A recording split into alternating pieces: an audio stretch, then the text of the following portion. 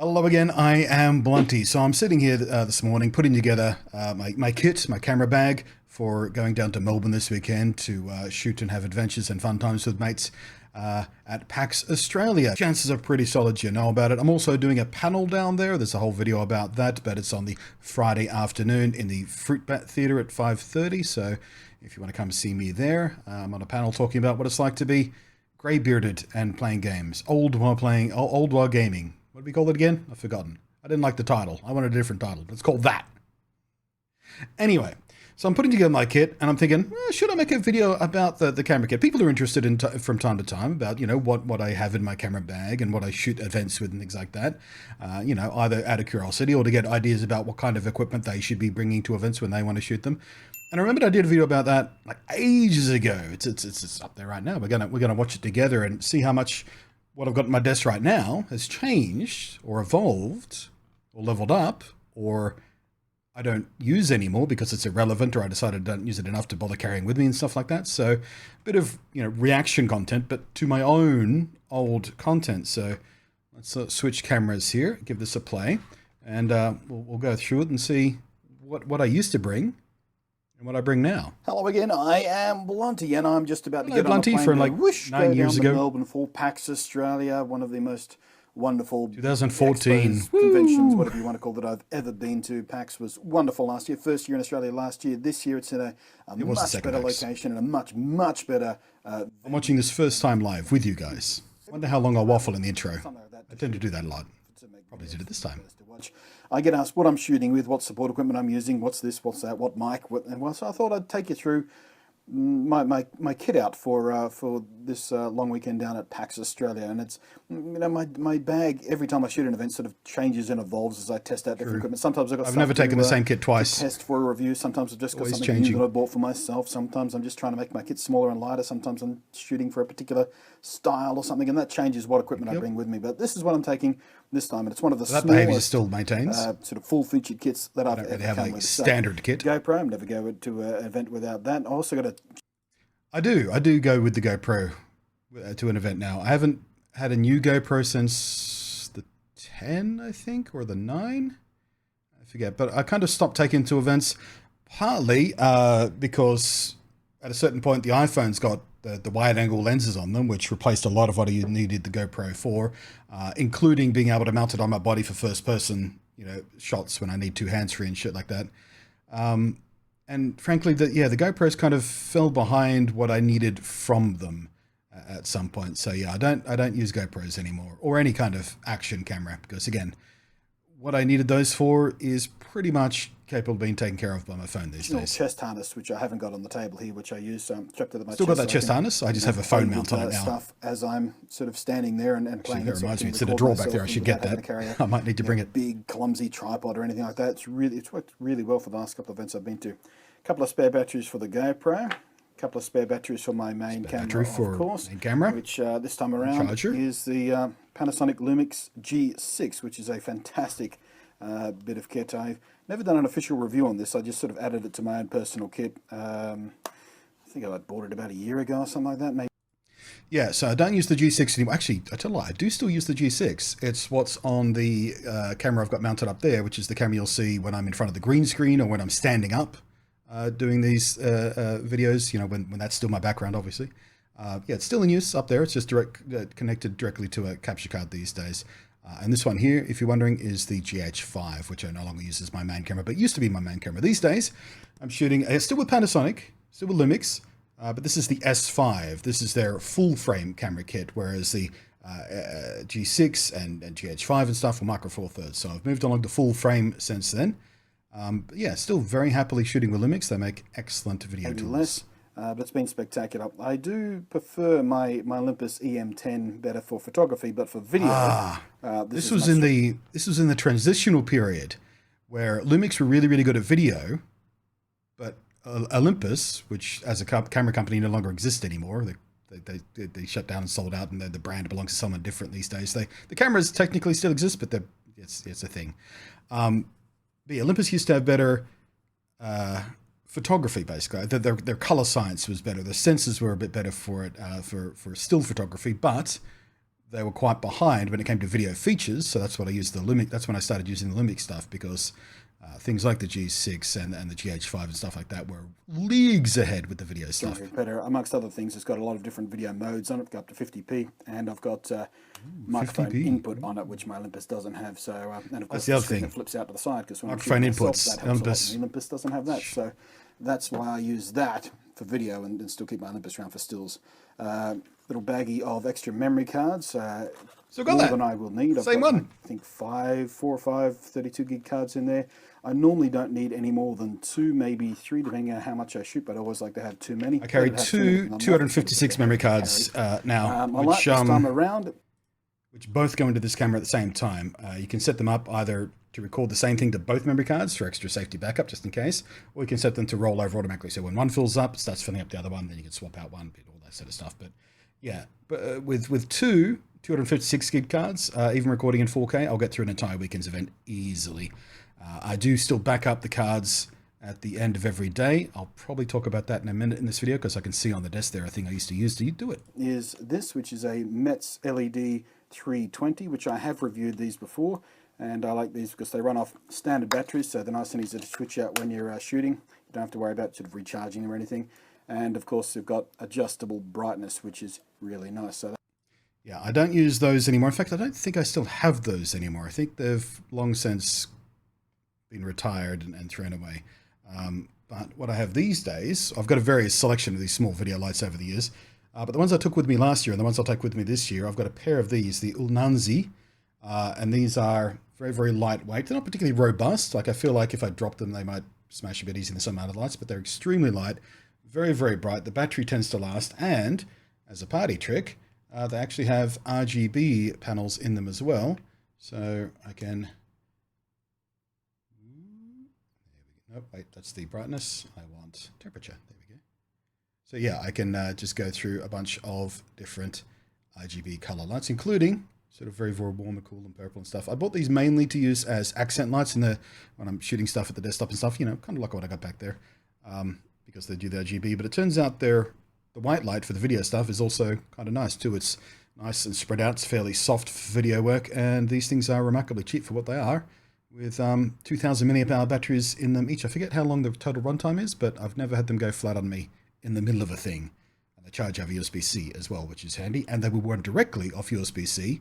So if the batteries are dead, I can plug in my battery pack straight into them and keep running with them in an emergency, which is really, really nice. So I don't need to worry too much about, like on those other lights where I had the replaceable AA batteries just in case I need to switch them out in the field. These days, battery technology and light efficiency has come a long way that I don't really need to worry about that anymore. That'll sit on top of the camera there.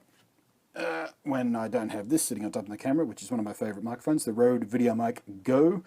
I've talked about this in many, many videos. I love it. You know, it's not studio quality, but it's certainly well and above, more than enough to for that run and gun kind of stuff for event shooting. And I don't need any batteries for it, as opposed to the Rode VideoMic Pro, which I used to use, but always forgot to change the batteries in. I've got in trouble a few times with that. So this is the lazy man solution to that. Yeah, the Pro version of that had a 9-volt battery that I would always accidentally just let drain. So when they came out with that, I switched to it instantly. There wasn't a lot of drop-off in sound quality, but it more than made up for it in convenience. And I do still have that mic, and I have still used it quite recently. Maybe 6 months ago, I needed it for a thing when I was doing an overhead mic thing. But I'm not taking that with me this time. I'll be taking this, which is actually still in box. Rode sent me this without prompt. They didn't say, hey, do a review. I didn't ask them if I didn't request it. They just sent me out like a Christmas gift pack thing like last year. So I guess almost a year ago. It's still in its box because I haven't needed it yet. But this is kind of an evolution of what that is. There was that, which was the video mic. Then they had the Video Micro, which was a smaller version of that, like literally smaller, physically smaller, designed for mirrorless cameras, so it didn't stick out, as far, which on very wide lenses could be an issue, seriously. So this is the latest version of that, or at least it was when they sent it to me. I don't think they've made another one since. This is the Video Micro 2, which, where's my knife? Might as well open it now. I'm going to need to, there, take it with me. So, yeah, like I said, I've been waiting for an opportunity to actually put this to use in the field, but just the nature of the stuff I've been doing recently since I got it, I haven't needed it. So, I've got a couple of different cords here. One is a 4-pole cord for going into things like phones and whatnot. And the other one is a standard video cord, of course, just like the first one came with. And ooh, that's quite cute. Actually, what else have we got in here? Oh yes, cool. They sent me the. We tend to call that a dead kitten. It's one of the original big fluffy things for one of the road marks we used to call the dead cat because it looked like a. But I don't think I'll need that because most of my PAX shooting is indoors, so I'm not going to be outdoors shooting in windy environments and expecting good audio. And I do have a different solution if I need that as well. But yeah, just for basic backup on camera sound. Yeah, I'm not sure I love the new suspension. It feels, yeah, it kind of hits itself at some point. Yeah, I'm going to have to test that in the field, see how I like that. But definitely seems very, very squishy. It's not going to get ruined very easily, just thrown in the bag, bouncing on everything else. So that's good news. And yeah, probably using the same kind of mic capsules they used before, but yeah, quite like that. Cute. Let's continue. And, you know, in event situations, the quality difference between that and the Pro is negligible anyway. You wouldn't when you're on show notice. floors. What else have I got here? I've got my Chiro battery backup thingy, which I've still got that one recently. This is the biggest battery backup thing I've got. It all 9 years later, 8 years later, whatever it 5 or is. 6 times. Still using it. So it's really nice. I can carry that all weekend long, and never have to worry about topping this up and keep topping up my iPhone and my lights and bits and pieces when I need to. Yep. So yeah, literally still using that exact same one, the exact same model. It's a bit, I think the lights are a bit bright to show you how grotty it's gotten over the years, but it's, you know, holding up. There's no, I haven't managed to crack it or break it or anything. It still holds a pretty decent charge. I was using it just a couple of weeks ago when I took it out with me when I was testing Monster Hunter Go, the mobile phone game. I was testing that extensively on its launch day. Made a video about that, but I need to get my phone topped up for that because that thing swallows phone batteries. So that's working fine. I don't think I will take this with me this year because I do have another battery bank here, which is higher capacity and capable of higher output as well. So it will fast charge some of the things I need to fast charge. This is, actually, I'll tell you about that in a different video. That belongs to a different piece of kit that we'll talk about later. But really nice and easy. Got a few different cables, of course, for the iPhone and the USB. Got a special little pouch for all my cables down that I keep them all tidy with. And this thing, which I've talked about in a preview video, but haven't reviewed that. This will be the trip that I test this on for my review. It's the WD My Passport Wireless. It's a wireless hard drive, and this is replacing my MacBook, a separate portable hard drive, external hard drive, and my card reader, which I usually do carry all those three things around so I can back up my memory cards from the camera at the end of every day. So I've got, and I don't delete the card. I use one card for one day, put it somewhere safe, and back it up as well. So I've got 2 copies of each day, just as a security blanket measure. But this time, instead of taking the computer and the card reader and the external hard drive, I'm just taking this, which is only slightly larger than the external hard drive. And I've got this set up at the moment so I can pop in an SD card right in there. And as soon as it is inserted, it starts backing up automatically to the 1 terabyte drive that sits inside here. And I can access it via Wi-Fi, so I can make sure everything transfers. Yeah, I love that thing. Like literally, just what I said there. It's a hard drive with a card reader on it, and you could set it up in the software. So as soon as you put any card in, it would back up the entire contents of the card to a folder on the hard drive, and job's done. It was super convenient. But I don't. Anyway, so they're not part. Let's pause that. Yeah, I don't use that anymore. That eventually died on me because it was a mechanical hard drive. They do have limited lifespans. So for this trip, for my backup purposes, I am using, let's swap cameras so you can actually see it. This, which is just an aftermarket M.2 external case. Like this is an empty one you can just buy off Amazon and stuff. I've got I think a 1 terabyte drive in there. I'll have to double check which drive I've got in there. Actually, I swapped them out for various purposes, doing different videos. But yeah, the just a standard M.2 drive in there, so nice and quick. Much faster than the backup on that other thing was.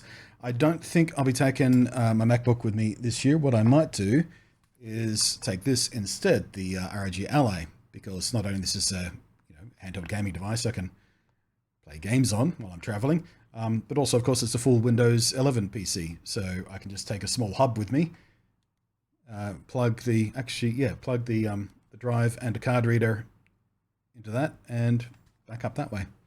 Easy peasy. Microphone and microphone adapter, which I'm using right now to record this video. Right. But yeah, that was that's a mic. I still have that mic. I think it's just barely hanging on these days. I forget what brand it was, but it was kind of a mic that was designed to snap onto like helmets and goggles and stuff like that. It was a sports mic kind of thing that I reviewed once upon a time. It was fine. It worked good. I used it for quite some time. But these days, when I need a clip-on mic, I use this, which is the Rode Wireless Go 2. There was also a Rode Wireless Go Pro out these days. I actually haven't looked into that. I saw the announcement of it and forgot to look into it and ask Rode about it. But these work fantastically. You'll see a lot of YouTubers wearing these. You know, they'll just clip the base unit onto themselves like that. If you've ever seen a little box like that, that's probably what they are. There are a bunch of knockoffs now. As soon as Rode came out with this, about 3 months later, there was a bunch of other knockoffs. Get the Rode ones. Seriously. Rode are so good with microphones. But yeah, this has got a built-in microphone, which is why you see them wearing like that. But I tend to like to use it with the microphone input on it. So I can use a lavalier microphone. So I can clip that there and hide the cable and stuff. Because that's a bit ugly and distracting. Whereas these can be a lot more subtle. I do have a white and a black version of this lapel mic as well. And this is the Rode version of that. You know, it works with any mic you want to plug into it. If I wanted to, I can also plug this directly into this because it's just a standard microphone input or any other microphone you like. But yeah, these work fantastic. I use these all the damn time. I even have hooked up to the computer, so when I need a wireless mic, when I'm doing VR or something, this is what I use also. And what have I done with it? There is also this accessory, which you can hook this directly onto, like so. And there is usually, it must be still in the drawer. There's usually a wind muff for it too. So it takes on the presentation of a standard stick mic, which if you're doing an interview and you've only got one of these with you, the receiver can handle two of them at the same time, so you can mic up two people. But if for whatever reason you prefer this style of thing, this makes that a lot easier as well. So I tend to take that with me on most of these events as well. And my little shoulder harness here. I don't have that harness anymore, but I do have something like it. Makes it nice. Just a sling, basically. That's the 12 to 35 f2.8 lens on there at the moment. That's the only lens I'm taking with me this time. Yeah, I often flip between taking just one or two lenses or taking a bunch of lenses. When I take a bunch of lenses, it feels great. I've got all these lenses, all these choices about shots I can do and things like that. But very often, I don't wind up using most of them. I use one of the lenses maybe once, and most of the time, I use just one lens. So eventually, I started taking just one lens or two lenses with me to these events, and it's been fine ever since.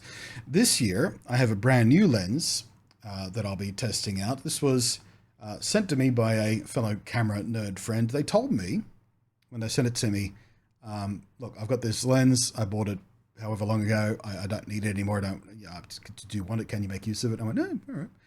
But I don't know how much they used it because it came to me in a very fresh looking retail box. So either they really, really looked after the lens and the retail box, or they hardly ever used this lens because it looks brand new. It's about 400 something odd dollar lens as well. It is a M mount lens. So it's a rangefinder mount lens, which it's not an old lens. It's not a classic lens. It's made by TT Artisan. But they make a lot of their lenses with this mount because that mount is very, very easy to adapt to a bunch of other modern camera systems, including the L mount, which is what this uses.